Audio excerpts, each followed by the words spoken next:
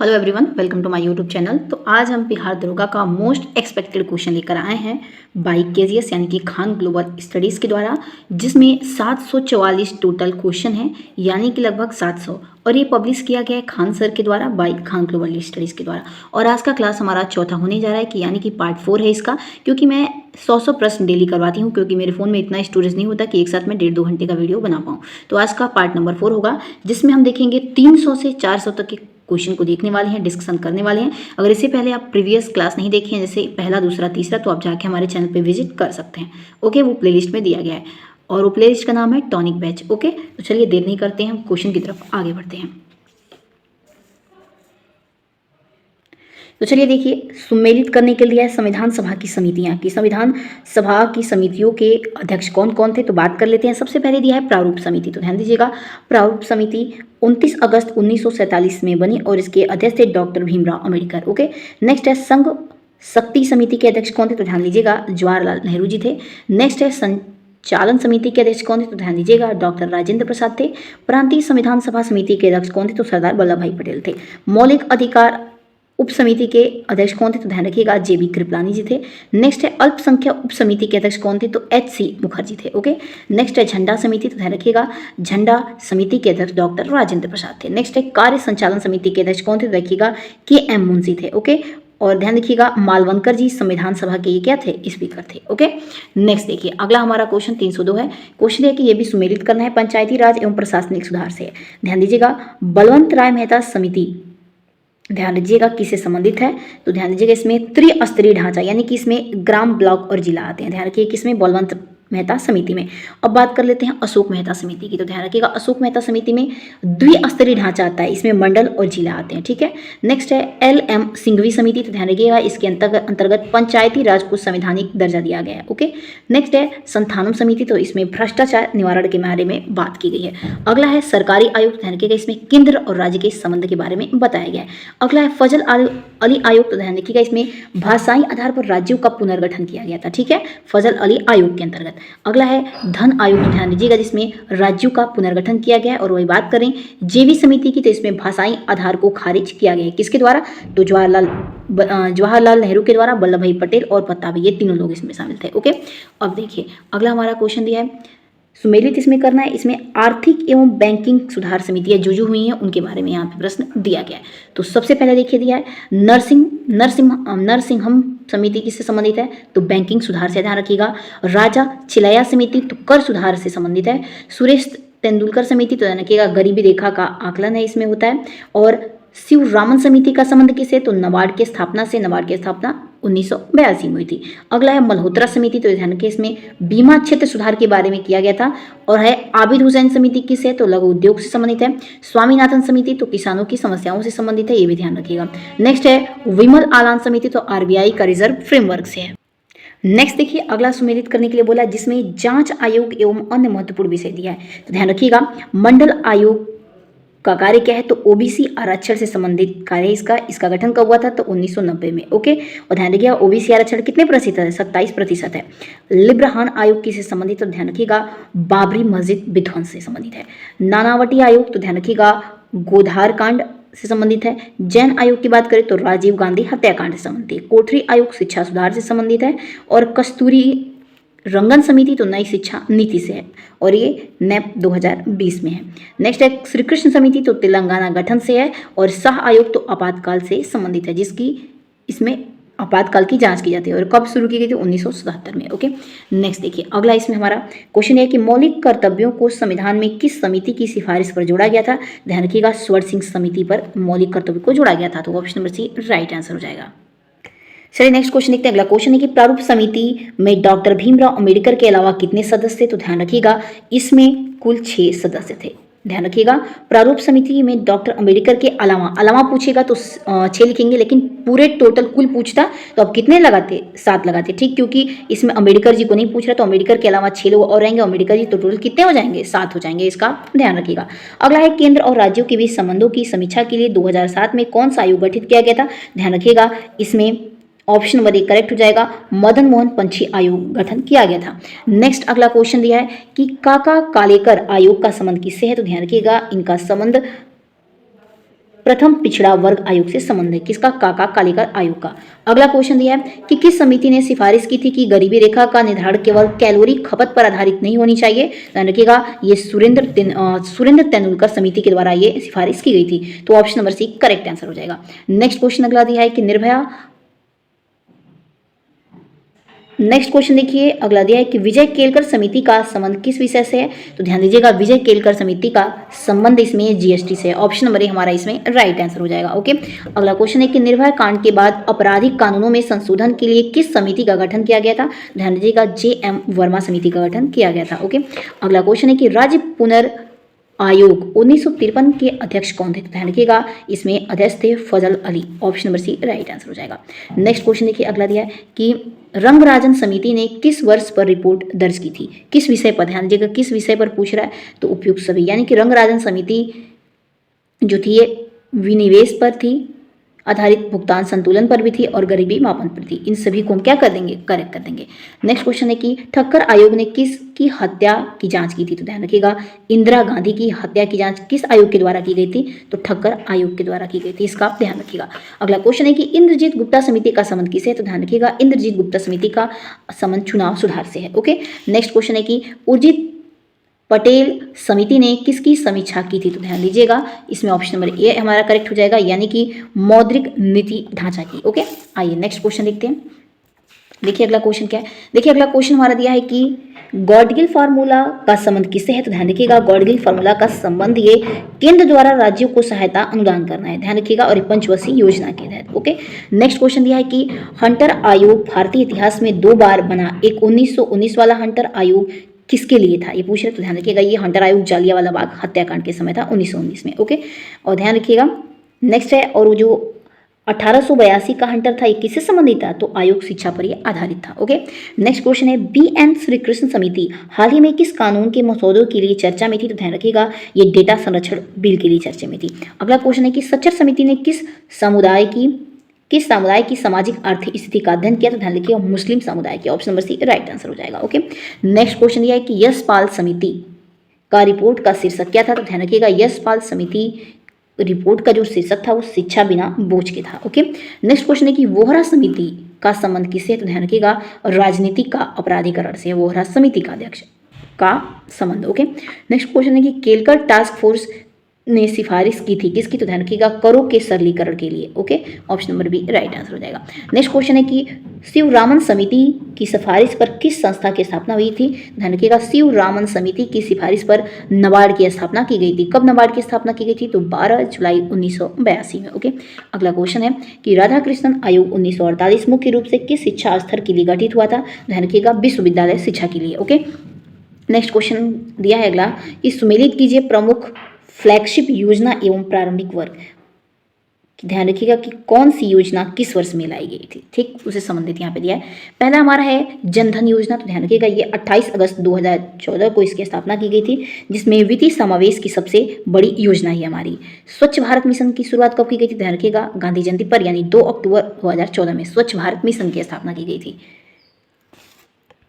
Next देखिए अगला लिखा है मेक इन इंडिया की शुरुआत कब की गई थी? तो 2014 में की गई थी और 25 सितंबर को की गई थी। अगला है बेटी बचाओ बेटी पढ़ाओ, 2015 में शुरू किया गया था। ओके, और ध्यान रखिएगा कहाँ से? तो हरियाणा के पानीपत से इसकी शुरुआत की गई थी, बेटी बचाओ बेटी पढ़ाओ 2015 में।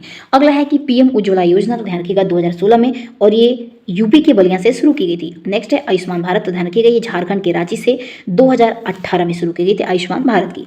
नेक्स्ट है PM किसान। ध्यान रखिएगा, गोरखपुर से औपचारिक रूप से शुरू की गई थी और 2019 में PM किसान। जल जीवन मिशन 2019 में शुरू की गई थी। कब? तो 15 अगस्त को इसकी घोषणा हुई थी।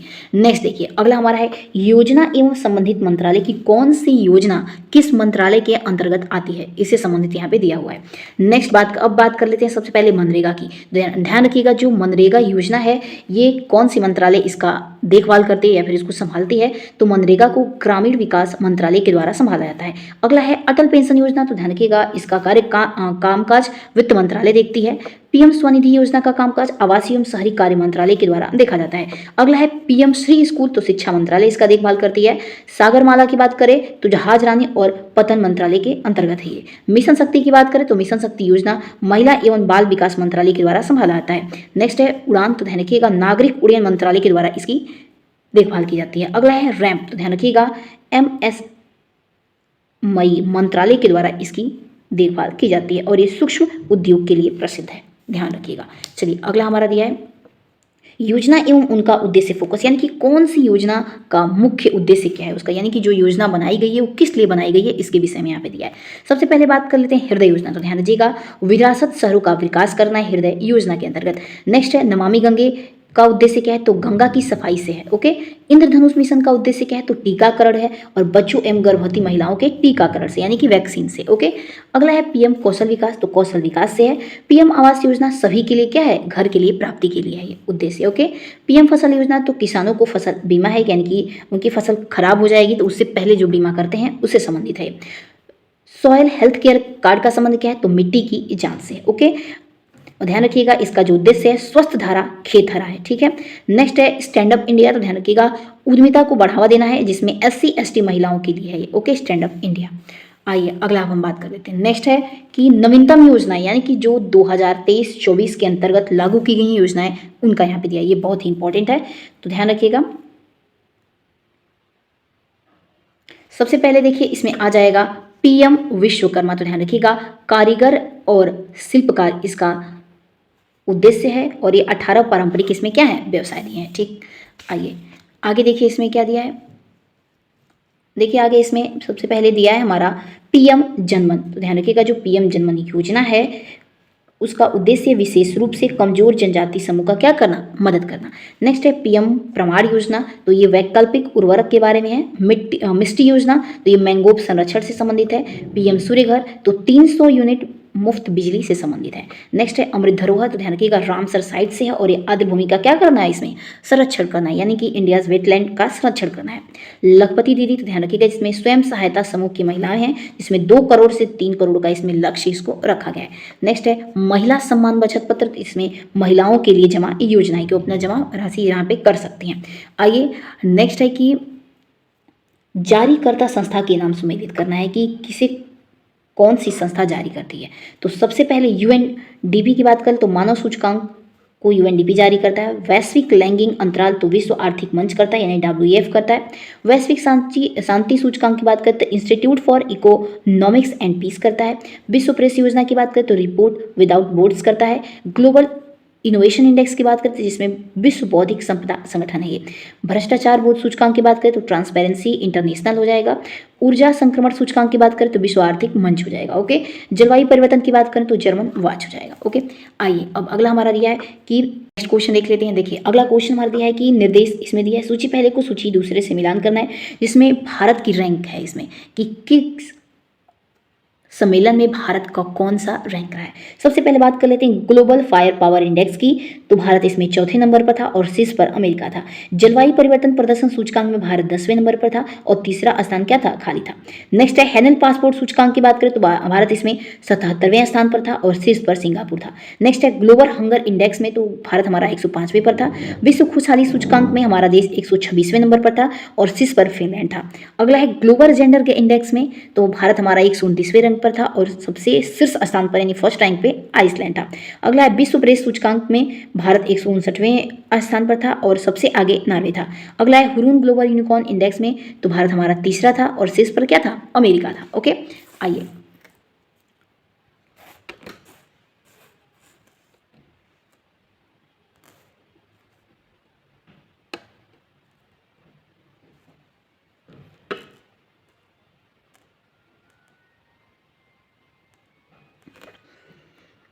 तो चलिए नेक्स्ट क्वेश्चन हमारा यहाँ पे दिया है कि निर्देश दिया है कि पुस्तक को सूची दूसरे लेखन संबंधित व्यक्ति से मैच करिए, यानी कि यहाँ पे पुस्तक दिया है और उसके बाद क्या दिया गया है तो व्यक्तियों के नाम। इसमें ध्यान रखिएगा कि सभी हमारे आंसर सामने सामने नहीं दिए गए, इसमें हमको मैच करना पड़ेगा। ठीक है, देखिए तो देखिए सबसे पहले दिया है वाई द कॉन्स्टिट्यूशन मैटर्स, ये किसकी पुस्तक है तो ध्यान रखिएगा ये धनंजय यशवंत की पुस्तक है। ठीक है, तो यहाँ पे ये पहला हो जाएगा और ध्यान रखिएगा जिनका शॉर्ट नेम है DY Chandrachud. Okay, next question अगला है हमारा कि PMO थ्रू द ईयर्स के लेखक कौन है तो ध्यान रखिएगा इसके लेखक हैं हिमांशु राय। ठीक। नेक्स्ट है the monk who become chief minister, इसके लेखक कौन है? तो ध्यान रखिएगा इसके लेखक है शांतनु गुप्ता जी। ओके। नेक्स्ट है अगला हमारा the chief minister and the spy, तो ध्यान रखिएगा इसके लेखक कौन है? तो ध्यान दीजिएगा इसके लेखक हैं A.S. दुलंत। ओके।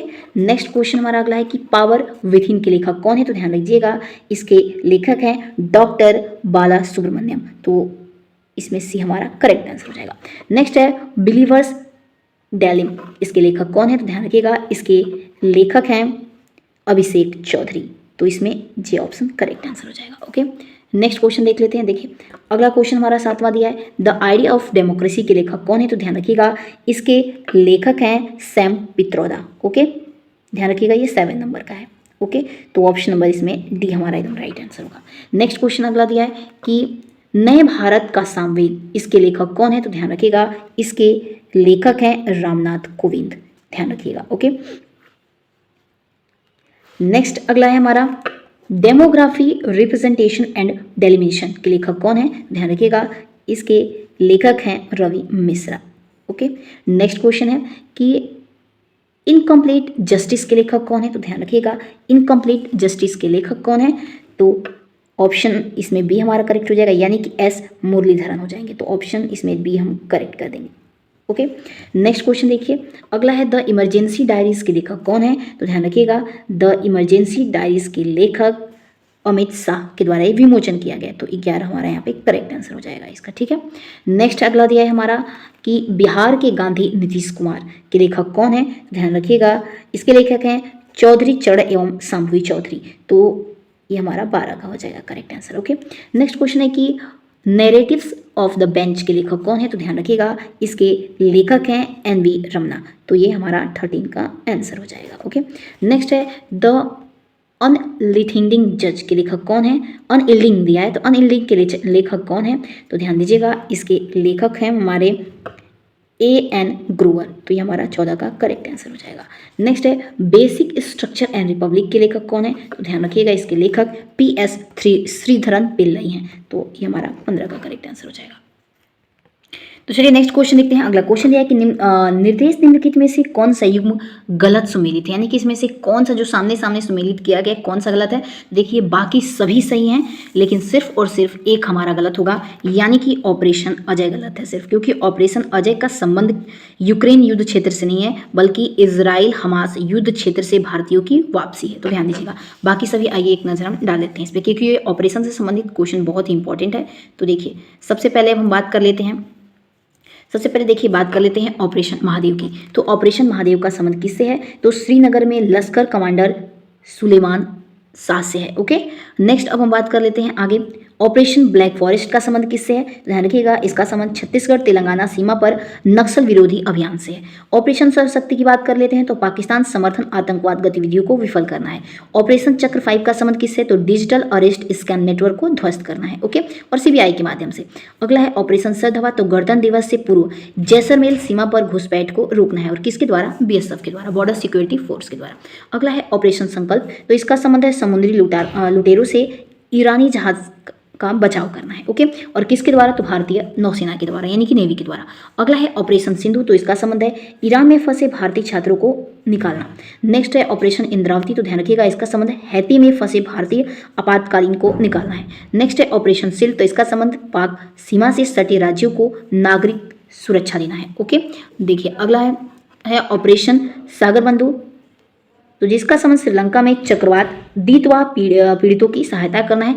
ऑपरेशन ब्रह्मा की बात करें तो म्यांमार भूकंप पीड़ितों की सहायता करना है। ऑपरेशन सभ्यताओं की बात करें तो टाइफून यागी प्रभावित म्यांमार और वियतनाम को राहत प्रदान करना है। अगला है ऑपरेशन बांटी बकेट, तो नैनीताल वन क्षेत्र में आग बुझाने हेतु वायु सेना का क्या करना है? अभियान करना है। अगला है ऑपरेशन केलर, तो केलर का संबंध शोपियो जिले में लश्कर आतंकवादियों को सफाया करना है। और ऑपरेशन अजय की बात करें तो इजराइल हमास युद्ध क्षेत्र से भारतीयों की क्या है? वापसी करने का संबंधित रखता है। ओके। नेक्स्ट देखिए अगला कि निर्देश निम्नलिखित में से कौन सा युग्म सुमेलित नहीं है। ध्यान दीजिएगा इसमें से भी पूछ रहा है कौन सा युग्म सम्मिलित नहीं है, तो ध्यान दीजिएगा कौन सा गलत है?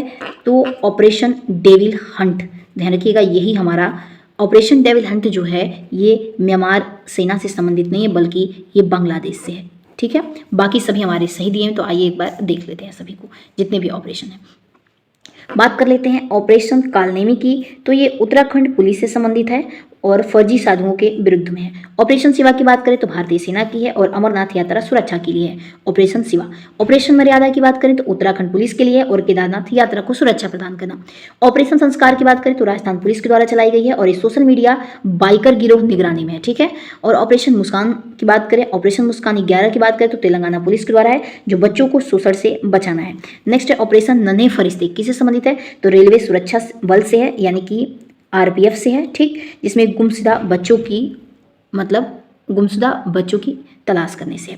ऑपरेशन कामधेनु का संबंध किससे, तो जम्मू कश्मीर पुलिस से है और ये मवेशियों की तस्करी को रोकने के लिए है। नेक्स्ट है ऑपरेशन व्हाइट गोल्डन, तो ध्यान रखिएगा राजस्व खुफिया निर्देश से है, यानी कि डीआरआई से है। ऑपरेशन राइजिंग सन की बात करें तो सोने की तस्करी रोकने के लिए। ऑपरेशन फाल्कन की बात करें तो असम सरकार के द्वारा शुरू की गई है, जिसमें गैंडे के अवैध शिकार को रोकने के लिए ऑपरेशन फाल्कन चलाया गया। अगला है ऑपरेशन अमृत, तो ध्यान रखिएगा ये केरल सरकार के द्वारा चलाई गई, जिसमें एंटीबायोटिक दुरुपयोग को रोकना है। अगला है ऑपरेशन मिडनाइट हैमर, तो ये अमेरिका के द्वारा चलाई गई है और ईरान के परमाणु ठिकानों को ध्वस्त करने के लिए। नेक्स्ट है ऑपरेशन स्पाइडर वेब, किससे संबंधित है, तो यूक्रेन से है, जिसमें रूस के हवाई अड्डों पर ड्रोन से हमला करने से संबंधित है। नेक्स्ट है ऑपरेशन आयरन स्वॉर्ड, तो ये इजराइल के द्वारा चलाई गई और हमास के विरुद्ध में, ओके। और ऑपरेशन डेविल हंट का संबंध किससे, अभी बताई हूँ, बांग्लादेश से हो जाएगा, ठीक है। तो चलिए हम नेक्स्ट देखते हैं। अगला है हमारा सुमेलित कीजिए पंचवर्षीय योजना एवं मॉडल, कि कौन सी पंचवर्षीय योजना किस मॉडल पर आधारित थी और उसका उद्देश्य क्या था। देखिए सबसे पहले बात करते हैं पहला, यानी कि प्रथम पंचवर्षीय योजना तो हैरोल्ड डोमर मॉडल पर आधारित था और ये कृषि के विकास के लिए था। दूसरा बात करें तो पीसी महालनोबिस मॉडल पर आधारित था और इसमें उद्योग के बारे में बात की गई थी। तीसरी योजना की बात करें पंचवर्षीय योजना तो आत्मनिर्भरता थी, जिसमें युद्ध के कारण क्या हो गया था, विफल हो गया था। चौथी योजना की बात करें तो गाडगिल फार्मूला से संबंधित था और इसमें स्थिरता के विकास के साथ था। पांचवी पंचवर्षीय योजना की बात करें तो गरीबी हटाओ था, ओके, गरीबी हटाओ इसका उद्देश्य था। आठवीं योजना की बात करें इसमें मानव संसाधन विकास से संबंधित था। नेक्स्ट देखिए अगला हमारा दिया सुमेलित करना है कि गरीबी, बेरोजगारी और समावेशन समितियों से संबंधित। ध्यान रखिएगा सुरेश तेंदुलकर समिति तो उपभोग व्यय से है। नेक्स्ट है रंगाराजन समिति तो गरीबी आकलन से संबंधित है। भगवती समिति तो बेरोजगारी का अनुमान से संबंधित है। लकड़वाला समिति किससे संबंधित है तो उपभोक्ता मूल्य सूचकांक से है। अलग समिति तो कैलोरी आधार पर संबंधित है। नचिकेतन मोर समिति तो ये वित्तीय समावेश से संबंधित है। दीपक पारेख समिति की बात करें तो बुनियादी ढांचा से संबंधित है। ओके, आइए मीरा सेठ समिति की बात कर लेते हैं तो किससे संबंधित है, हथकरघा विकास से संबंध रखता है। नेक्स्ट अगला हमारा दिया है सुमेलित करने के लिए बैंकिंग और वित्तीय सुधार समितियां। कौन सी हमारी बैंकिंग वित्तीय सुधार समितियां हैं और किससे संबंधित है तो देखिए नरसिंह समिति की बात करें, नरसिम्हम समिति तो ये बैंकिंग वित्तीय क्षेत्र से संबंधित है। शिवरामन की बात करें तो नबार्ड की स्थापना से। विमल जालान की बात करें तो आरबीआई से संबंधित है। उर्जित पटेल समिति की बात करें तो मौद्रिक नीति समिति से संबंध रखती है। एके माथुर समिति की बात करें तो 7वां वेतन जो लागू किया गया था उससे संबंधित है। गोईपोरिया समिति की बात करें तो बैंकिंग में ग्राहक सेवा सुधार के लिए है। नंदन नीले कड़ी समिति किससे संबंधित है तो डिजिटल भुगतान को बढ़ावा देने से है। पीजे नायक समिति तो बैंकों के बोर्ड प्रशासन से क्या है संबंध रखता है। नेक्स्ट देखिए अगला है उद्योग कर और अन्य आयोग से संबंधित है। ध्यान रखिए राजा चिलैया समिति तो प्रत्यक्ष एवं अप्रत्यक्ष कर से संबंधित है। ध्यान रखिएगा ये पीछे अभी पढ़ चुके हैं। विजय केलकर ये भी आया था तो जीएसटी से संबंधित है। महाजन समिति तो चीनी उद्योग से है। आबिद हुसैन समिति तो लघु उद्योग से। मल्होत्रा समिति बीमा सुधार से हो जाएगा। स्वामीनाथन आयोग की बात करें तो जनसंख्या नीति से संबंधित है।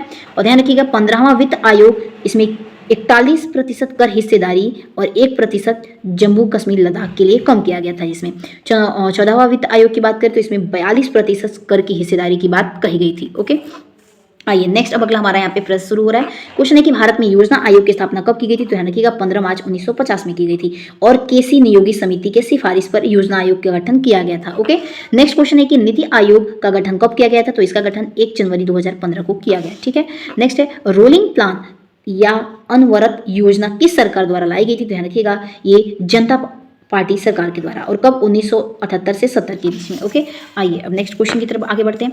देखिए अगला हमारा यहाँ पे क्वेश्चन दिया हुआ है कि भारत में योजना अवकाश की अवधि क्या थी तो ध्यान रखिएगा 1966 से लेकर 1969 तक था और जिसमें सूखा और युद्ध के कारण वार्षिक योजनाएं चली। ठीक है, तो option number A right answer हो जाएगा। नेक्स्ट है गरीबी हटाओ का नारा किस पंचवर्षीय योजना में दिया गया तो अभी बताएं 5वीं पंचवर्षीय में गरीबी हटाओ का नारा दिया गया था। ध्यान रखिएगा और ये इंदिरा गांधी के द्वारा दिया गया। नेक्स्ट है 16वां वित्त आयोग के अध्यक्ष हाल ही में किसे नियुक्त किया गया है? ध्यान रखिएगा अरविंद पनगड़िया को 16वें वित्त आयोग के अध्यक्ष के रूप में इन्हें चुना गया है। नेक्स्ट क्वेश्चन है कि किसानों की आय दोगुनी करने के लिए किस समिति का गठन किया गया था? ध्यान रखिएगा अशोक दलवई समिति की। तो option number A right answer हो जाएगा।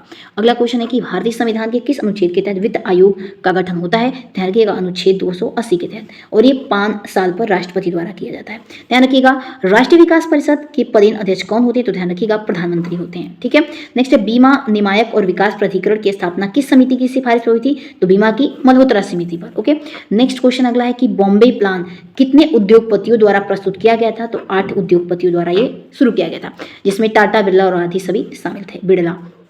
नेक्स्ट है सर्वोदय योजना किसने प्रस्तुत की थी? तो ध्यान रखिएगा ये जयप्रकाश नारायण के द्वारा शुरू किया गया था सर्वोदय योजना को। अगला क्वेश्चन है कि फेरा के स्थान पर फेमा किस एक्ट के द्वारा ये किस वर्ष लागू किया गया? तो 1999 में लागू किया गया। ओके। नेक्स्ट क्वेश्चन देखिए अगला क्वेश्चन दिया है कि विवेक देवरॉय समिति का संबंध किससे है? तो रेलवे के पुनर्गठन से। ओके। तो चलिए आइए देर नहीं करते हैं, अगला क्वेश्चन देखते हैं। अगर आप चैनल पे नए हैं तो प्लीज से लाइक एंड सब्सक्राइब जरूर करिएगा ताकि हमारा मनोबल बढ़ाया रहे और ऐसे ही इंपॉर्टेंट वीडियो हम साझा करते रहे। नेक्स्ट देखिए अगला हमारा क्वेश्चन है कि गाडगिल मुखर्जी फार्मूला का उपयोग किसके लिए किया जाता है? ध्यान रखिएगा ये राज्यों के केंद्रीय सहायता के आवंटन के लिए किया जाता है। अगला क्वेश्चन है कि आर्थिक नियोजन किस सूची का विषय है? तो ध्यान रखिएगा ये समवर्ती सूची का विषय है। नेक्स्ट है उदारीकरण, निजीकरण और वैश्वीकरण। ध्यान दीजिएगा उदारीकरण, निजीकरण और वैश्वीकरण किस पंचवर्षीय योजना के दौरान उसके ठीक पहले अपनाया गया? तो ध्यान रखिएगा 8वीं। ओके। नेक्स्ट क्वेश्चन है कि 7वें वेतन आयोग के अध्यक्ष कौन थे? तो ध्यान रखिएगा जस्टिस के माथुर थे। ओके। तो ऑप्शन बी करेक्ट हो जाएगा। नेक्स्ट क्वेश्चन अगला है कि ज्ञान आयोग के अध्यक्ष कौन थे? तो ध्यान रखिएगा ज्ञान आयोग के अध्यक्ष सैम पित्रोदा हैं। नेक्स्ट है कॉर्पोरेट सोशल मीडिया रिपब्लिसिटी पर बनी उच्च स्तरीय समिति के अध्यक्ष कौन थे? ध्यान रखिएगा इंजेती श्रीनिवास हैं। नेक्स्ट क्वेश्चन है कि नीति आयोग द्वारा जारी डेटा रैंकिंग का संबंध किससे है? तो ध्यान रखिएगा ये आकांक्षी जिले से है। ओके। नेक्स्ट देखिए अगला हम बात कर लेते हैं, हमारा दिया है इसमें इंपॉर्टेंट टॉपिक है केंद्रीय बजट एवं प्रमुख रिपोर्ट से संबंधित है कि कौन सी बजट या फिर रिपोर्ट किस अनुच्छेद के अंतर्गत आती है या फिर उससे का संबंध किससे है। सबसे पहले बात करते हैं अनुच्छेद 112 किससे संबंधित है? तो ये वार्षिक वित्तीय विवरण से संबंधित है। ओके। और विनियोग विधेयक तो खजाने से पैसा निकालने की अनुमति अनुच्छेद 114 में की गई है। वित्त विधेयक की बात करें तो ये कर के बारे में इसमें बात की जाती है। राजकोषीय घाटा की बात करें तो इसमें सरकार का कुल कर्ज कितना है उसके बारे में बात किया जाता है। संचित निधि की बात करें तो भारत सरकार के खाते से संबंधित है जो कि 266 अनुच्छेद में इसके बारे में कहा गया है। आकस्मिकता निधि की बात कर लेते हैं तो संसद को मंजूरी के बिना पैसा निकालने से संबंधित है, जिसमें राष्ट्रपति के अधीन अनुच्छेद 267 में। नेक्स्ट है बजट प्रस्तुति तिथि, तो ध्यान रखिएगा 1 फरवरी 2017 से शुरू किया गया था। आर्थिक सर्वेक्षण तो बजट से 1 दिन पहले प्रस्तुत किया जाता है। क्या? तो आर्थिक सर्वेक्षण। ओके। नेक्स्ट अगला है सुनिश्चित करना है बजट का इतिहास एवं रिकॉर्ड की अब तक से कितना इसका इतिहास रहा है और क्या क्या अभी तक रिकॉर्ड बने हैं बजट के। सबसे पहले बात करते हैं स्वतंत्र भारत का पहला बजट कब पेश किया गया था और किसके द्वारा? तो ध्यान रखिएगा स्वतंत्र भारत का पहला बजट हमारा 1947 में पेश किया गया था और R.K. षष्ठमुख चेट्टी के द्वारा। ओके। नेक्स्ट है गणतंत्र भारत का पहला बजट, ध्यान रखिएगा तो गणतंत्र भारत का जॉन मथाई के द्वारा पेश किया गया था। कब? तो 1950 में। गणतंत्र पूछेगा तो जॉन मथाई, स्वतंत्र पूछेगा तो R.K. षष्ठमुख बताएंगे। ओके। आइए देखिए अगला क्या दिया है। देखिए नेक्स्ट है कि सर्वाधिक बार बजट पेश करने वाले कौन बने थे? तो मोरारजी देसाई बने थे और ये कितने बार किए थे? 10 बार बजट पेश किए थे। नेक्स्ट है भारत का पहला बजट ब्रिटिश काल के समय कब हुआ था? किसके काल में? तो जेम्स विल्सन के कार्यकाल में 1860 में। पहली महिला पीएम रहते हुए तो इंदिरा गांधी के द्वारा। नेक्स्ट है पहली पूर्वकालिक महिला वित्त मंत्री तो निर्मला सीतारमण और सर्वाधिक लंबे बजट भाषण का इन्होंने रिकॉर्ड बनाया है। कौन? तो निर्मला सीतारमण के द्वारा, जो कि इन्होंने अभी हमारे हाल ही में बजट पेश किया था। ठीक है, 2025 में। नेक्स्ट है रेल बजट का विलय तो 2017 में किया गया और रेल बजट अलग कब हुआ? तो 1924 में। ओके। आइए अगला हमारा दिया है, इसमें भी सुमेलित करना है भारत सरकार की प्रमुख रिपोर्ट और सूचकांक। ठीक, तो देखिए सबसे पहले बात कर लेते हैं स्वच्छ सर्वेक्षण की, तो इंदौर और सूरत से किया गया और ये लगातार शीर्ष स्थान पर आया स्वच्छ सर्वेक्षण में इंदौर और सूरत। और राज्य स्वास्थ्य सूचकांक की बात करें तो केरल आया है बड़े राज्यों में सबसे शीर्ष स्थान पर। वन रिपोर्ट क्षेत्रफल के हिसाब से सबसे बड़ा कौन सा राज्य? तो मध्य प्रदेश है। वन रिपोर्ट प्रतिशत के हिसाब की बात करें तो मिजोरम में है। ओके। बाघ जनगणना सबसे अधिक किस में हुई है, किस स्टेट में? तो मध्य प्रदेश में। और कितने? 785 बाघ टोटल काउंट किए गए, यानी कि टाइगर स्टेट का दर्जा भी मिल गया है मध्य प्रदेश को। ओके। नेक्स्ट है बहुआयामी गरीबी सूचकांक, तो याद ध्यान रखिएगा बिहार गरीबी में सबसे ज़्यादा कमी आई है। ठीक है। नेक्स्ट है इंडिया इनोवेशन इंडेक्स की बात करें तो कर्नाटक आया है उसमें सबसे पहले स्थान पे। नेक्स्ट है निर्यात की तैयारी सूचकांक, तो तमिलनाडु और गुजरात हो जाएंगे। ओके, नेक्स्ट देखिए अगला सुमेलित करना है इसमें बजट की प्रमुख अवधारणाएं कि कौन कौन से बजट किस अवधारणा पे संबंधित है। सबसे पहले राजस्व घाटा की बात करें तो कमाई और खर्च से संबंधित है। प्राथमिक घाटा की बात करें तो राजकोषीय घाटा और ब्याज भुगतान से। विनिवेश की बात करें तो सरकारी हिस्सेदारी बेचना है। और प्रत्यक्ष कर की बात करें तो आयकर कॉर्पोरेट टैक्स से है। अप्रत्यक्ष कर किस पर संबंधित है तो ध्यान रखिएगा अप्रत्यक्ष कर जीएसटी पर है आधारित। राजस्व प्राप्तियां की बात करें तो इसमें टैक्स और प्लस नॉन टैक्स से जितनी कमाई आती है दोनों की है। पूंजीगत व्यय की बात करें तो इसमें पुल, सड़क, अस्पताल बनाना और सभी दीर्घकालिक संपत्तियों का निर्माण करना किस पर आता है तो पूंजीगत व्यय से संबंधित है। व्यापार घाटा की बात करें तो जिस व्यापार घाटे में आयात और निर्यात पर जितना टोटल घाटा आता है उसको हम व्यापार घाटे से संबंध रखते हैं। ठीक है, नेक्स्ट क्वेश्चन देखिए अगला क्वेश्चन है कि राजकोषीय घाटा क्या दर्शाता है तो ध्यान रखिएगा ये सरकार का कुल ऋण दिखाता है। ठीक, क्वेश्चन देखते हैं। अगला क्वेश्चन है कि बजट में गिलोटिन का शब्द का प्रयोग किसके लिए किया जाता है तो ध्यान रखिएगा इसका प्रयोग बिना चर्चा के अनुदान मांगों को पारित करने के लिए। अगला क्वेश्चन है कि भारत में शून्य आधारित बजट अवधारणा किस देश से ली गई है तो ये ध्यान रखिएगा अमेरिका यानी कि यूएसए से ली गई है। अगला है जेंडर बजटिंग, ध्यान रखिएगा जेंडर बजटिंग भारत में किस वर्ष के बजट से शुरू किया गया था तो ध्यान रखना करेक्ट हो जाएगा ये 2005 से 2006 के बीच। ओके, नेक्स्ट क्वेश्चन देखते हैं। देखिए अगला क्वेश्चन हमारा आगे दिया है इसमें कि भारत वन रिपोर्ट कितने वर्षों के अंतराल पर जारी की जाती है तो भारत वन रिपोर्ट कितने वर्षों में जारी की जाती है तो 2 वर्ष में। ऑप्शन बी करेक्ट आंसर हो जाएगा।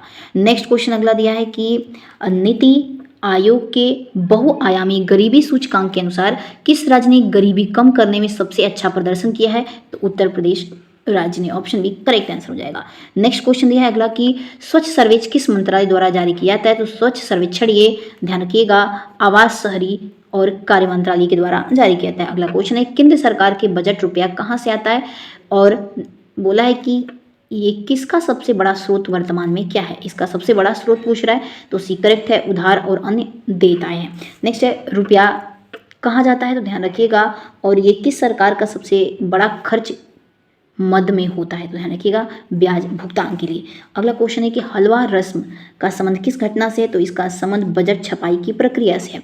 अगला क्वेश्चन दिया है कि वोट ऑन अकाउंट का प्रावधान किस संविधान के अनुच्छेद में है तो अनुच्छेद ये हमारा 116 के अंतर्गत है। अगला क्वेश्चन है कि FRBI एक्ट 2003 का मुख्य उद्देश्य क्या था तो इसका उद्देश्य था राजकोषीय अनुशासन से था।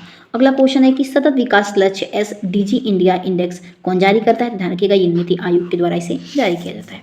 आइए अगला क्वेश्चन देखते हैं। देखिए अगला क्वेश्चन दिया है कि जनगणना 2011 का नारा क्या था तो इसका नारा था हमारी जनगणना हमारा भविष्य। ऑप्शन नंबर 1 करेक्ट आंसर हो जाएगा।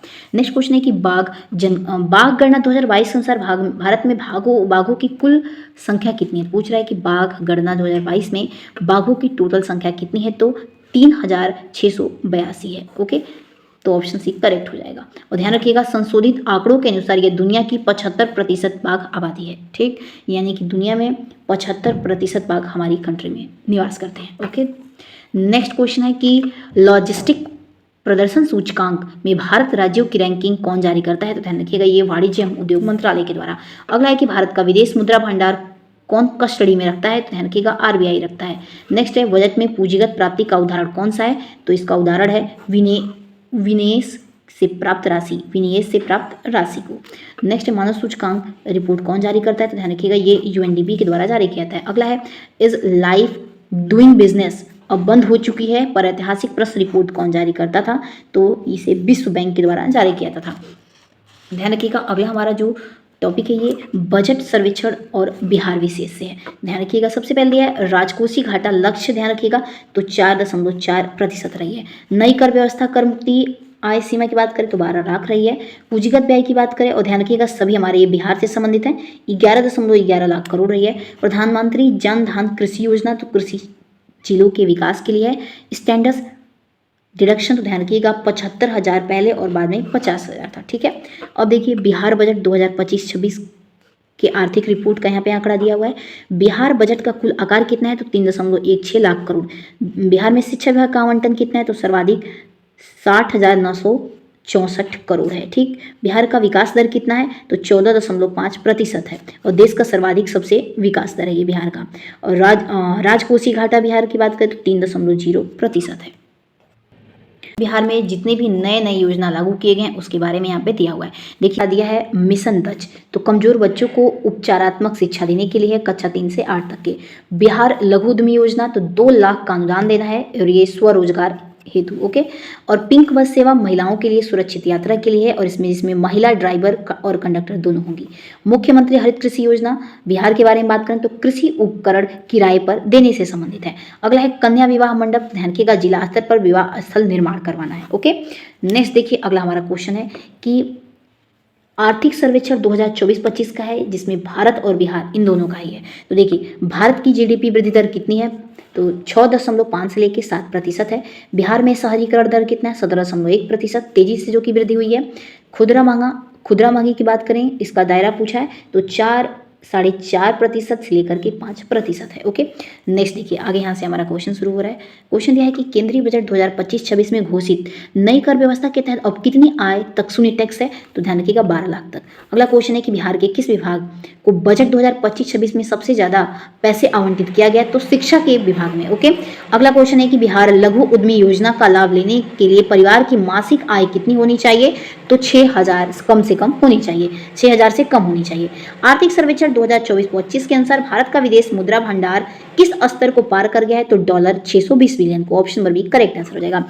नेक्स्ट क्वेश्चन है कि देखिए अगला क्वेश्चन क्या दिया है, बिहार बजट 2025-26 का कुल आकार कितना है, तो ध्यान रखिएगा 3.16 लाख करोड़ है। अगला है पिंक टॉयलेट योजना किससे संबंधित है, तो ध्यान रखिएगा शहरी क्षेत्रों में महिलाओं के लिए। ठीक है। नेक्स्ट है केंद्रीय बजट में घोषित अटल टिंकरिंग लैब्स की संख्या अगले 5 सालों में कितनी बढ़ाई गई है, तो 50,000 बढ़ाई गई है। ठीक है।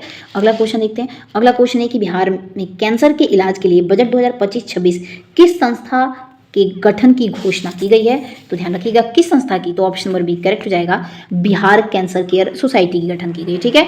अगला क्वेश्चन है कि मिशन दक्ष के तहत किस कक्षा के बच्चों के लिए विशेष हिंदी और गणित की कक्षाएं दी जाती हैं, तो ध्यान रखिएगा कक्षा 3 से 8 तक। ओके। नेक्स्ट क्वेश्चन देखिए। अगला क्वेश्चन देखिए बिहार में आर्थिक सर्वेक्षण के अनुसार राज्य की अर्थव्यवस्था में प्राथमिक क्षेत्र कृषि कितना योगदान रहा है, तो 19.9% रहा है। ठीक है। तो चलिए दोस्तों मिलते हैं अपने इंपॉर्टेंट नेक्स्ट वीडियो के साथ। अगर वीडियो पसंद आए तो प्लीज़ इसे अधिक से अधिक लाइक एंड सब्सक्राइब जरूर करिएगा ताकि हमारा मनोबल बढ़ा रहे। तो मिलते हैं अपने नेक्स्ट वीडियो के साथ, तब तक के लिए आप अपना ध्यान रखिए। जय हिंद, जय भारत।